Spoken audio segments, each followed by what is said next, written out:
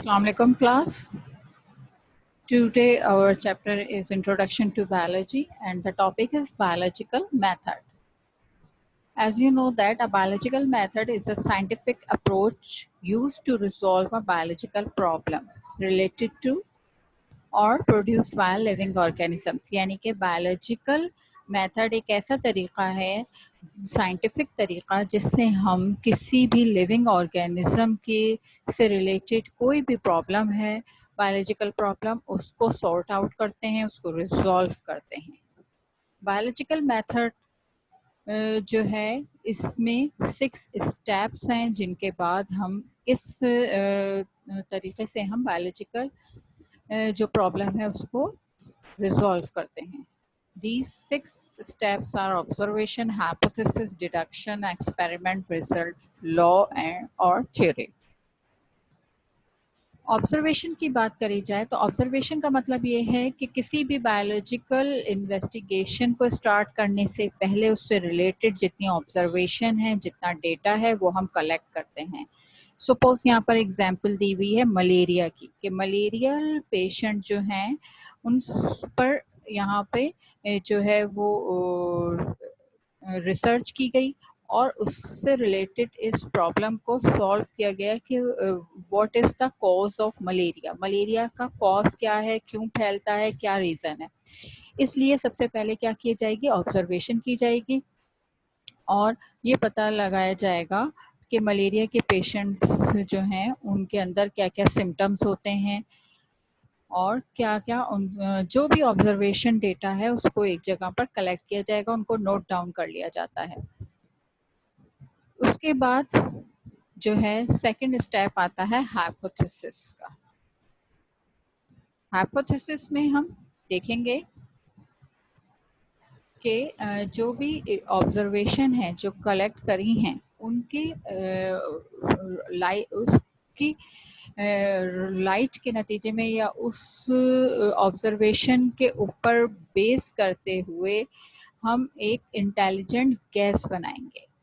ठीक है, जो हमारी ऑब्जर्वेशन है, जितने भी हमने पॉइंट्स नोट डाउन किए होंगे ऑब्जर्वेशन के, जितना डेटा हमारे पास कलेक्ट हुआ होगा, उन सब डेटा को देखते हुए, ऑब्जर्वेशन को देखते हुए एक गैस करेंगे कि what is the reason behind this problem, कि इस प्रॉब्लम के बिहाइंड क्या रीजन है या क्या इसका जो है वो कॉज है। और ये चीज जो है, ये intelligent gas in the form of statement is called hypothesis। ठीक है, जैसे कि जैसे कि मलेरिया के केस के अंदर हम क्या करेंगे, ऑब्जर्व करते हैं कि प्लाज्मोडियम जो है वो मलेरिया के पेशेंट जो है उनके ब्लड के अंदर मौजूद है। प्लाज्मोडियम क्या है, एक माइक्रोस्कोपिक ऑर्गेनिज्म है। ठीक है, जब मलेरिया पेशेंट के ब्लड को ऑब्जर्व किया गया तो उसके अंदर हमें ये प्लाज्मोडियम नजर आया। अब ये क्वेश्चन खड़ा होता है कि आया कि ये प्लाज्मोडियम ही मलेरिया को कॉज करने का सबब है या नहीं। ठीक है, तो इस पर डिस्कशन करने के बाद एक हाइपोथेसिस जो है वो साइंटिस्ट पेश करते हैं, and the hypothesis is that Plasmodium is the cause of malaria. यानी कि इस नतीजे पर पहुंचते हैं साइंटिस्ट कि प्लाज्मोडियम जो है वो मलेरिया का कॉज है, but in the form of hypothesis. अभी तक ये हाइपोथेसिस की फॉर्म में इसको पेश करते हैं। डिडक्शन क्या है, to test the hypothesis certain deduction that is logical predictions are made. उस हाइपोथेसिस को जो साइंटिस्ट दे रहे हैं उसको फिर लॉजिकल उसकी एक्सप्लेनेशन दी जाती है, उसको टेस्ट किया जाता है। कैसे टेस्ट किया जाता है, उसकी लॉजिकल एक्सप्लेनेशन दी जाती है। ठीक है, अगर प्लाज्मोडियम विजिबल है हमें ब्लड के अंदर मलेरियल पेशेंट के, तो उसके फिर ये पता करेंगे कि प्लाज्मोडियम खुद क्या है, कैसे कॉज करता है। प्लाज्मोडियम के बारे में जो है वो कंप्लीट स्टडी करी जाएगी, फिर उसके बाद जो है किसी नतीजे पर पहुंचा जाएगा। तो जो उसके पीछे पूरी लॉजिकल एक्सप्लेनेशन होगी ना हाइपोथेसिस के पीछे, वो डिडक्शन कहलाएगी। इसके लिए क्या किया जाएगा, if plasmodium is the cause of malaria, then all the patients suffering from malaria should have plasmodium in their blood, while healthy people should not have. Finally ये चीज जो है वो डिड्यूस की जाएगी, या आप कह सकते हैं कि ये फाइनली जो है इसका कंक्लूजन होगा. A number of deduction can be made to explain the hypothesis. यानी कि hypothesis को explain करने के लिए सिर्फ एक डिडक्शन काफी नहीं होगी, बल्कि उसकी लॉजिकल एक्सप्लेनेशन हो सकता है कि बहुत सारी हों. उन सबको कंपाइल करके पेश किया जाता है. After that experiment, the next step to test each deduction particularly to find out whether or not the hypothesis is correct. इसके बाद जो नेक्स्ट स्टेप है वो एक्सपेरिमेंट कहलाता है, जिसके अंदर हम टेस्ट करते हैं कि इधर जो भी डिडक्शन है उसके जितने भी स्टेप्स हैं वो तमाम उनको चेक किया जाता है, उसको बार बार टेस्ट किया जाता है कि जो हाइपोथेसिस था वो सही है या नहीं. एक्सपेरिमेंट जो है वो एक तरीके से टेस्टिंग है.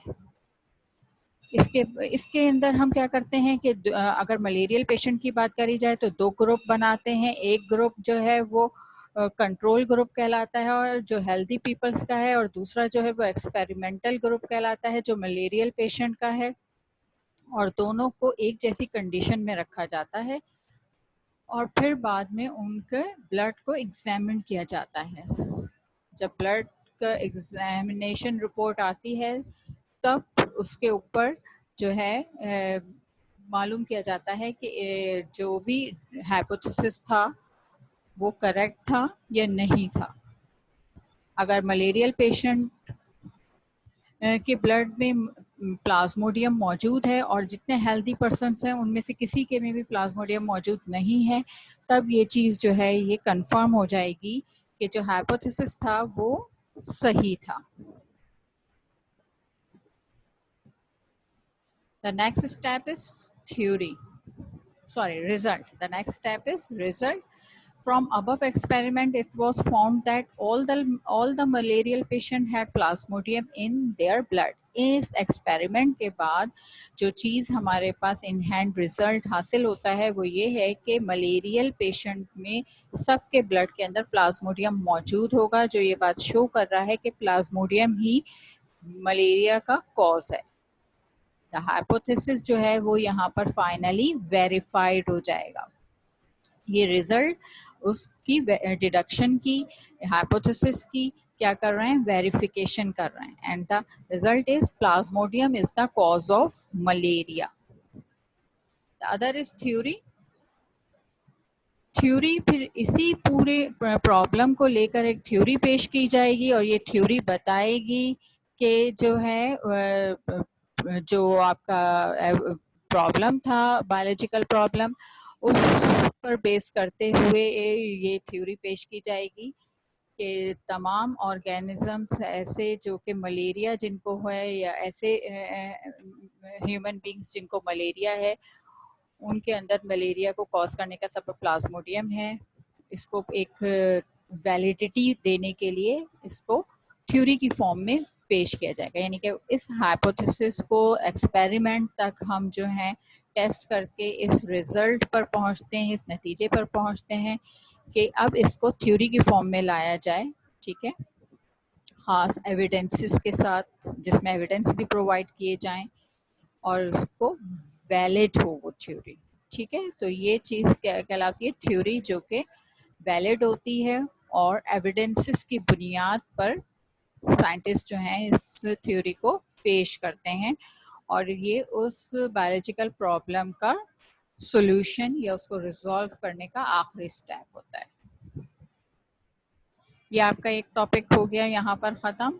अब हम अपने नेक्स्ट टॉपिक की तरफ आते हैं, that is Muslims and other biologist. सबसे पहले हम मुस्लिम बायोलॉजिस्ट देखेंगे कि बायोलॉजी की फील्ड में कौन से जो बायोलॉजिस्ट थे, बायोलॉजी की फील्ड के अंदर कौन कौन से बायोलॉजिस्ट ऐसे हैं मुस्लिम बायोलॉजिस्ट जिन्होंने बहुत नाम कमाया. सबसे पहले हैं जाबिर बिन हय्यान. ठीक है, इन्होंने किताबें लिखी अल नबातात एंड अल हैवान on plants and animals respectively, यानी कि अल नबातात ऑन प्लांट्स एंड अल हैवान on animals. Jabir bin Hayyan ने लिखी। यानी कि ये एक तरीके से बायोलॉजिस्ट थे जिन्होंने अपनी रिसर्च से जो है वो बायोलॉजी के अंदर एक नया बाब खोला या बेस दुनिया फराहम करी दुनिया को, फिर उसी बेस पर रहते हुए आगे मजीद तहकीक करी गई। ठीक है, तो ये जो शुरू के मुस्लिम साइंटिस्ट थे इन्होंने एक्चुअली बेस बनाई है साइंस की। Abdul Malik Asmai wrote books अल खील अल इबल अल वहूश अशशाह एंड खलकुल इंसान। मुख्तलिफ बुक्स इन्होंने लिखी हैं जो कि मुख्तलिफ टॉपिक्स पर हैं। इन्होंने बॉडी के फंक्शन और स्ट्रक्चर और उनके पार्ट्स के बारे में डिस्क्राइब किया है।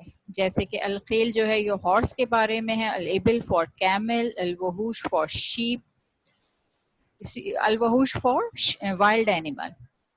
ऐसे अशा एंड खलकुल इंसान जो है ये एनिमल्स के बारे में, सॉरी खलकुल इंसान जो है ये ह्यूमन बींग्स के बारे में है। ठीक है, और वाइल्ड एनिमल्स के बारे में अल वहूश। ये मुख्तलिफ बुक्स हैं जो उन्होंने अपने डिफरेंट एनिमल्स के ऊपर लिखी। Ali bin Rabban Tabari another scientist wrote a book फिरदौसुल हिकमा। इन्होंने फिरदौसुल हिकमा नामी बुक लिखी और ये किसके ऊपर थी? ये बुक जो थी ये इसमें कई आर्टिकल्स शामिल थे जो फिलॉसफी, जोलॉजी, साइकोलॉजी और एस्ट्रोनॉमी पर बेस कर रहे थे। फिर अबू उस्मान उमर अल जहाज, उन्होंने अल हैवान लिखी जिसमें 350 स्पीशीज ऑफ एनिमल्स जो है उनको डिस्क्राइब किया गया। इसके अलावा आर्ट्स की लाइफ पर भी बुक लिखी। अल फराबी एंड अबुल कासिम अल जहरावी, इन दोनों ने मिलकर जो है हिकमत में बहुत नाम पैदा किया और पहले इस्लामिक सर्जन भी थे ये। Al Farabi is the author of two very well known books. Al Farabi ने 2 किताबें लिखी, किताब नबातात एंड किताबुल हैवानात, जो कि नाम से जाहिर है कि ये दोनों के बुक्स जो हैं वो प्लांट्स और एनिमल्स से रिलेटेड थी।